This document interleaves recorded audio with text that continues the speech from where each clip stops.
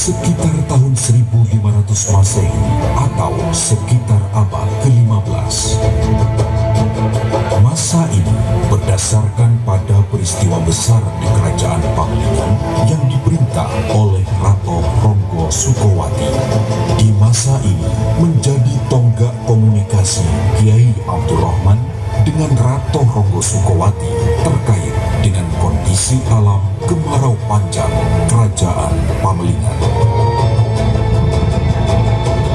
Keberadaan Kiai Abdurrahman atau Kiai Agung Rabe di alas atau hutan Rabe menjadi cikal bakal berdirinya pondok pesantren di Rabe. Kemasyhuran akan kewalian dan kealiman beliau menjadi magnet bagi orang-orang di zamannya untuk belajar dan nyantri pada beliau. Kiai Abdurrahman yang kemudian dikenal sebagai Kiai Agung Rabe berasal dari wilayah timur Pulau Madura, tepatnya dari daerah Sindir, Lenteng, Kabupaten Sumeneb.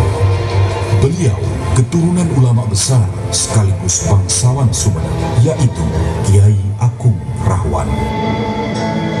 Kiai Abdurrahman berguru kepada Kiai Imam Pandian Sumeneb, Kiai Khotib Sendang Sumeneb, dan terakhir kepada Kiai Kobul yang dikenal dengan nama Kiai Aji Gunung Sampang. Atas perintah Kiai Aji Gunung, Kiai Abdurrahman kemudian bertapa di hutan daerah Tenggara atau Timur Laut wilayah negeri Pamelingan yang saat ini dikenal dengan nama Rabe.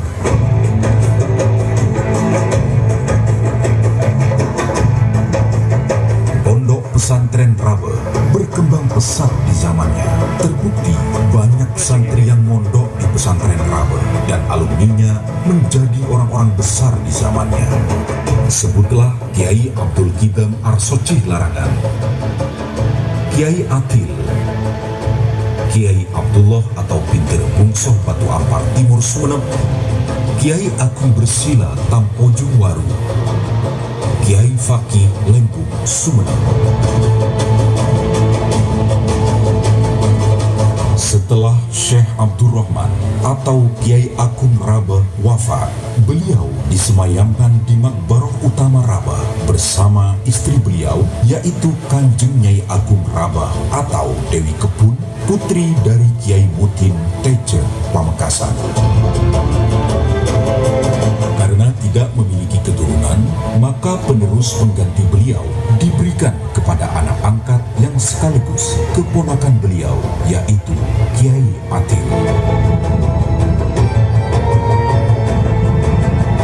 Kiai Atil dan Kiai Abdullah adalah putra dari Kiai Abdul Kidam Arsocih Larangan dari perkawinannya dengan Dewi Asri, adik kandung Kiai Agung Rabe.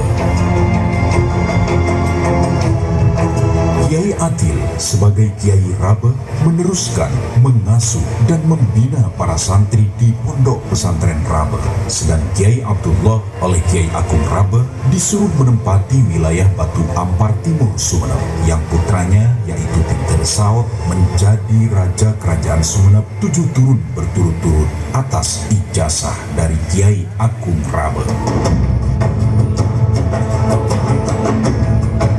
Kiai Atil yang juga disebut Kiai Rabe II turun-temurun meneruskan, membina dan mengasuh Pondok Pesantren Rabe. Makbarah Utara Rabe menjadi tempat bersemayam terakhir beliau bersama Kiai Rabe lainnya, yaitu Kiai Arham, Kiai Rabe ketiga, Kiai Isnad, Kiai Rabe keempat, Kiai Hosem, Kiai Rabe kelima, Kiai Samaun, Kiai Rabe ke-6, sedangkan Kiai Abdul Wahab, Kiai Rabe ke-7, dan Kiai Ahmad Madani, Kiai Rabe ke-8. Makbarahnya berada di komplek Makbarah Utama, berdekatan dengan Kiai Agung Rabe. Pada tahun 1956, di masa Kiai Abdul Wahab, Kiai Rabe ke-7, Pondok Pesantren Rabe berubah nama menjadi Pondok Pesantren Darun Naim dan merintis lembaga pendidikan setingkat diniyah, yaitu Madrasah Diniyah Barul Ulum. Hal ini berlangsung hingga diganti putra beliau sebagai Kiai Rabe ke-8, yaitu Kiai Ahmad Madani. Setelah Kiai Ahmad Madani wafat pada tahun 2014, ketiga putra beliau yaitu Pinter Fathur Rahman, Pinter Abdul Hamid, dan Pinter Imam Roziki Madani bersama-sama meneruskan dan membina Pondok Pesantren Darun Naim. Hingga pada tanggal 11 Agustus 2015 atau tanggal 25 Syawal 1436 Hijriah, berdasarkan rapat keluarga diputuskan mengganti nama Pondok Pesantren Darun Naim menjadi Pondok Pesantren Syekh Abdul Rahman Rabe.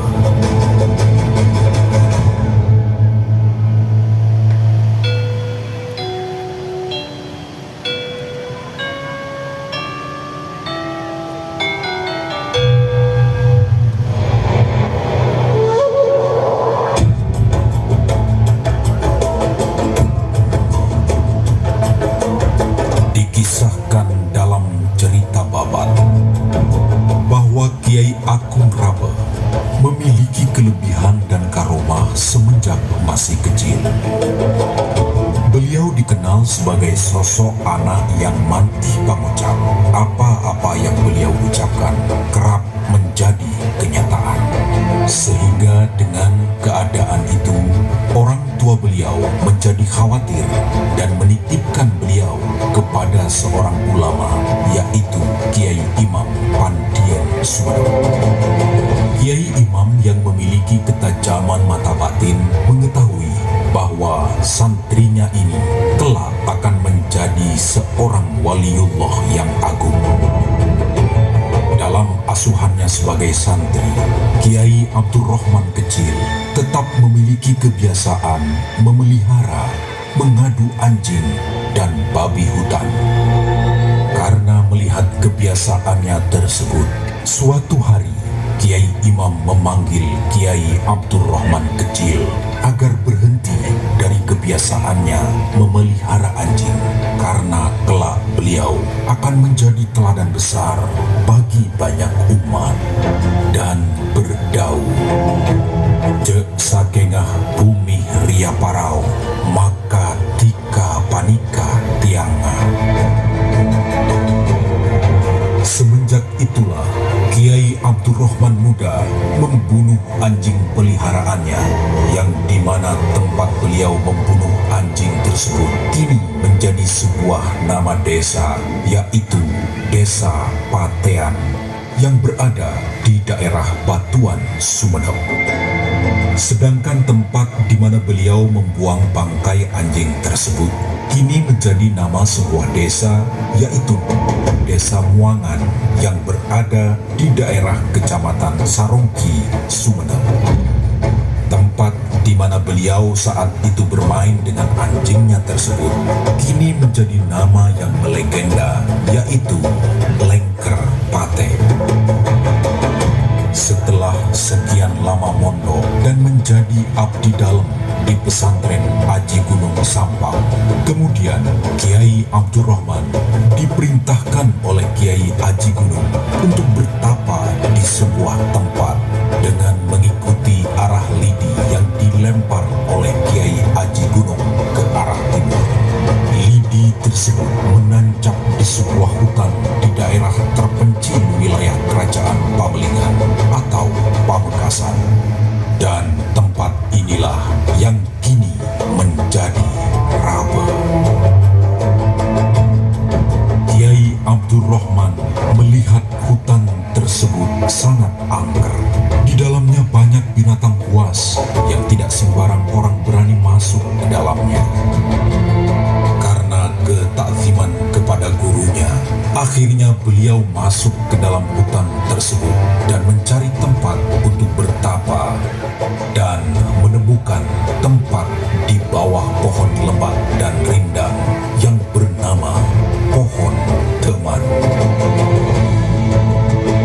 Dikisahkan pada masa Raja Ronggo Sukowati, Kerajaan Pamalingan dilanda musim kemarau yang sangat panjang. Dalam beberapa riwayat, musim kemarau itu hampir selama 7 tahun. Di masa itu, kehidupan rakyat menjadi sengsara. Kekeringan melanda di seluruh kerajaan Pamalingan. Kehidupan rakyat yang semula makmur menjadi miskin dan kelaparan karena sumber mata pencaharian kehidupan mereka adalah bercocok tanam. Situasi itu disikapi oleh Rato Ronggo Sukowati dengan memohon petunjuk kepada Yang Maha Kuasa atas musibah yang melanda rakyat kerajaan Pamalingan. Hingga akhirnya beliau melihat cahaya berkilau keemasan yang memancar ke langit dari arah timur laut kerajaan Pamalingan. Mendapatkan isyarat tersebut, kemudian Rato Ronggo Sukowati memerintahkan ahli agama dan para punggawa kerajaan untuk mendatangi tempat di mana cahaya keemasan itu terlihat. Sesampainya di tempat cahaya itu terlihat, mereka hanya menemukan hutan lebat dan tidak menemukan jalan masuk ke dalam hutan. Mengetahui hal tersebut, ahli agama menyarankan Rato Ronggo Sukowati untuk mengucapkan salam.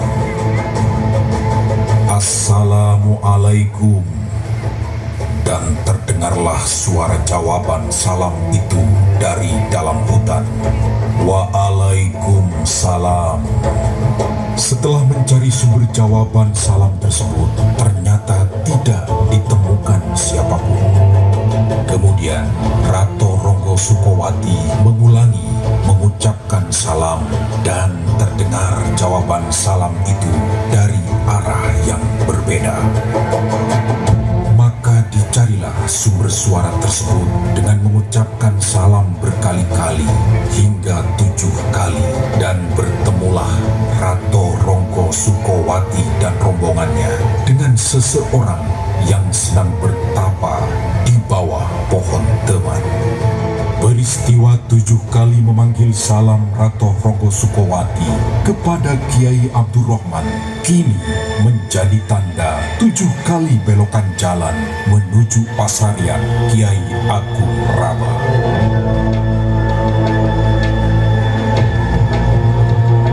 Kemudian beliau mengutarakan maksud kedatangannya dan meminta tolong kepada Kiai Abdurrahman untuk dimohonkan kepada Allah agar kerajaan Pamalingan diberikan turun hujan.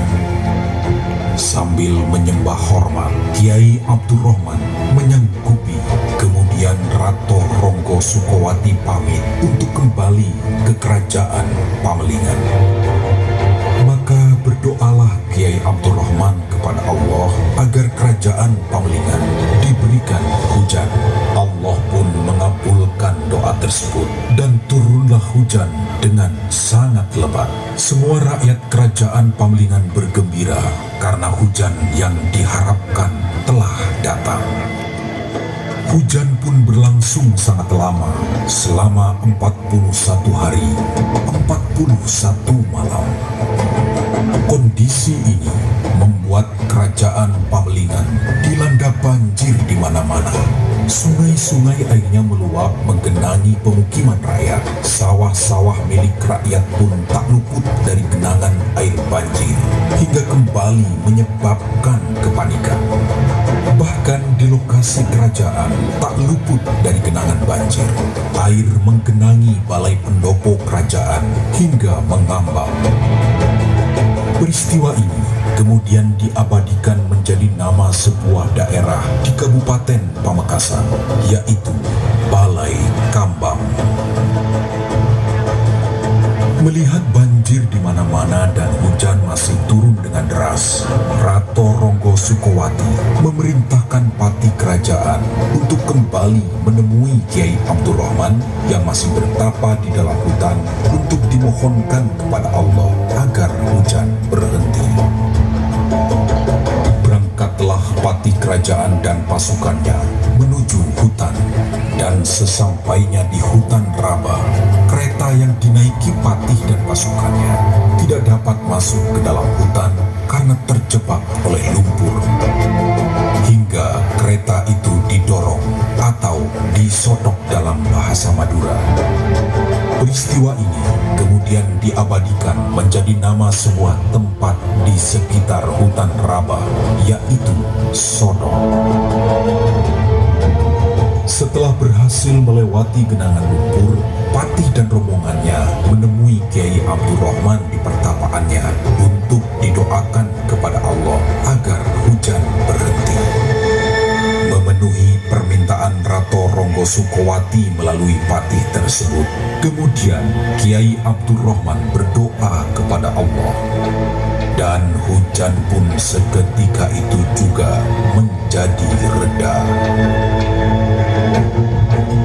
Di sekeliling hutan tempat beliau bertapa telah menyebabkan air tergenang dalam waktu yang lama hingga menjadi rawa-rawa. Karena tempat Kiai Abdurrahman bertapa lebih tinggi dari tempat di sekitarnya. Keberadaan Kiai Abdurrahman di hutan yang sudah dikelilingi rawa itu menyebabkan beliau oleh masyarakat sekitar disebut sebagai Kiai Rawa. Dan lambat laun sebutan itu oleh masyarakat menjadi nama sebuah tempat yang kini dikenal dengan nama Raba. Kemasyhuran kisah kemarau panjang dan hujan lebat yang tiada henti, serta kunjungan Rato Ronggo Sukowati kepada Kiai Abdurrahman di hutan Raba membuat masyarakat menilai bahwa beliau bukanlah orang biasa. Hal itu membuat masyarakat ingin berguru dan belajar ilmu agama kepada beliau. Awalnya, beliau menolak orang-orang yang ingin menyantri itu karena beliau merasa bukan sosok yang alim tentang ilmu agama. Namun masyarakat tetap terus mendesaknya. Karena desakan orang-orang yang ingin menyantri itu, kemudian beliau beristikharah untuk meminta petunjuk kepada Allah Subhanahu wa Ta'ala. Hingga suatu malam, beliau bermimpi berjumpa dengan Nabi Muhammad Sallallahu Alaihi Wasallam bersama 4 sahabatnya. Di dalam mimpinya itu, Nabi Muhammad Sallallahu Alaihi Wasallam menyuruh Kiai Abdurrahman untuk membuka mulut. Kemudian beliau meludahi Kiai Abdurrahman dan diikuti oleh keempat sahabatnya, yaitu Sayyidina Abu Bakar, Sayyidina Umar, Sayyidina Utsman, dan Sayyidina Ali. Dan melalui tetesan ludah dalam mimpi itulah, setelah beliau terbangun dari tidurnya, kemudian beliau secara laduni menjadi sosok yang alim luar biasa. Bahkan karena kealiman serta karomah yang dimiliki beliau, para santri dan masyarakat waktu itu memberinya gelar Kiai Agung. Semenjak itulah kemudian Kiai Abdurrahman mau mengajarkan ilmu agama dan menerima orang-orang yang ingin menjadi santri kepada beliau. Dari sinilah cikal bakal pondok pesantren berdiri di Rabah. Karena kealiman serta karomah yang dimiliki beliau, hingga saat ini oleh masyarakat, Kiai Abdurrahman dikenal dan dipercaya sebagai sosok waliullah dan disebut juga sebagai Kiai Agung Rabah.